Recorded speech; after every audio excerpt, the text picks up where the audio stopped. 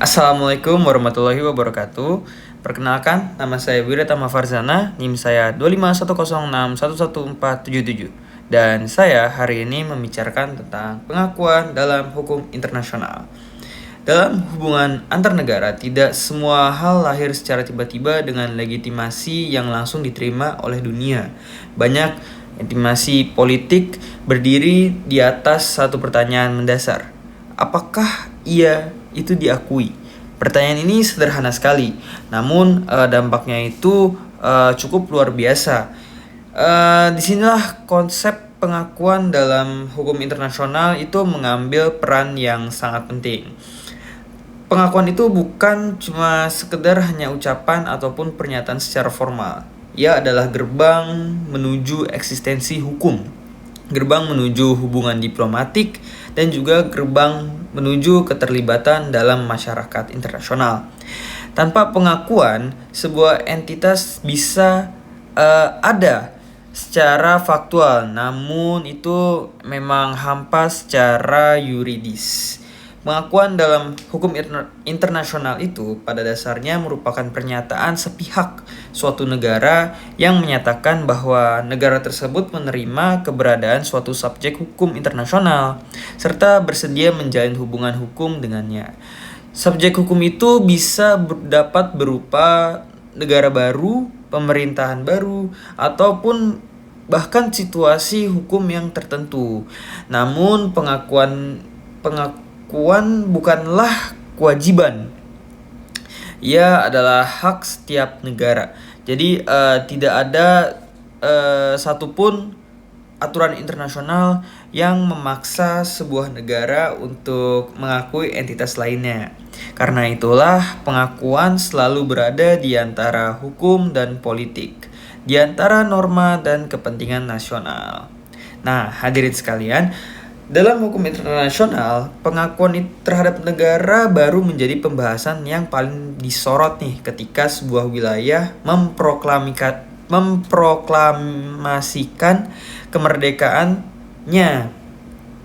Pertanyaan yang sering muncul itu bukan hanya apakah ia memiliki wilayah atau rakyat atau pemerintahan, tetapi juga apakah dunianya itu bersedia untuk mengakuinya atau untuk mengakui suatu negara itu ada. Itulah, disinilah kita mengenal dua teori utama tentang pengakuan negara, yaitu yang pertama teori konstitutif dan juga teori deklaratif.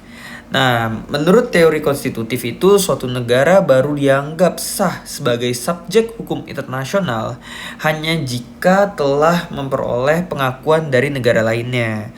Tanpa pengakuan, eksistensinya itu dianggap belum lengkap secara hukum nih ya. Tapi dalam pandangan ini pengakuan itu bersifat membentuk atau mengonstitusikan keberadaan suatu negara tersebut. Nah, tapi teori ini tuh menuai banyak kritik dikarenakan ya kalau misalkan keberadaan negara sepenuhnya bergantung pada pengakuan negara lain, maka apakah hukum internasional menjadi sangat subjektif dan politis?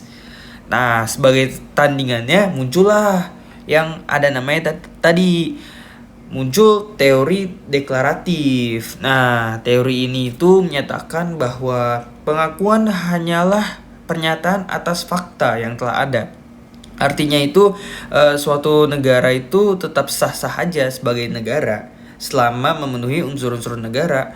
Ya, meskipun emang belum diakui oleh negara lainnya. Pengakuan itu bukan menciptakan suatu negara, melainkan ya mengakui kenyataan hukum yang telah terjadi, gitu loh. Dalam praktiknya, masyarakat internasional cenderung menggunakan teori deklaratif nih sebagai dasar. Namun, kenyataan bahwa pengakuan itu tetap memiliki dampak praktis yang sangat besar. Nah, negara itu yang tidak diakui akan kesulitan menjalin hubungan diplomatik antar negaranya, seperti ya perdagangan internasional hingga keikutsertaan dalam organisasi-organisasi internasional yang pastinya. Nah, selain itu Selain pengakuan terhadap negara, hukum internasional itu juga mengenal pengakuan terhadap pemerintahannya nih. Ini biasanya terjadi kalau suatu negara itu mengalami perubahan kekuasaan secara tidak konstitusional, ya seperti kudeta atau revolusi. Pengakuan terhadap pemerintahan baru itu jadi yang penilaian politik sekaligus penilaian hukum. Negara lain akan mempertimbangkan apakah pemerintahan tersebut memiliki kontrol efektif atas wilayahnya, apakah ia mendapat dukungan rakyatnya, serta apakah dia bersedia untuk memenuhi kewajiban internasional negara yang sebelumnya. Nah, di dalam konteks ini, pengakuan seringkali bersifat ya begitu sensitif lah. Pengakuan yang terlalu cepat itu dianggap sebagai campur tangan sih, campur tangan permasalahan-permasalahan internasional, sementara penolakan pengakuan dapat memicu ketegangan diplomatik. Ya, untuk menghindari semua kontroversi ini, beberapa negara itu memilih kebijakan tidak memberikan pengakuan secara eksplisit, melainkan menilai pemerintahan baru melalui tindakan yang praktis. Contohnya seperti membuka hubungan kerja atau menandatangani suatu perjanjian seperti kerjasama atau perjanjian-perjanjian tertentu lah.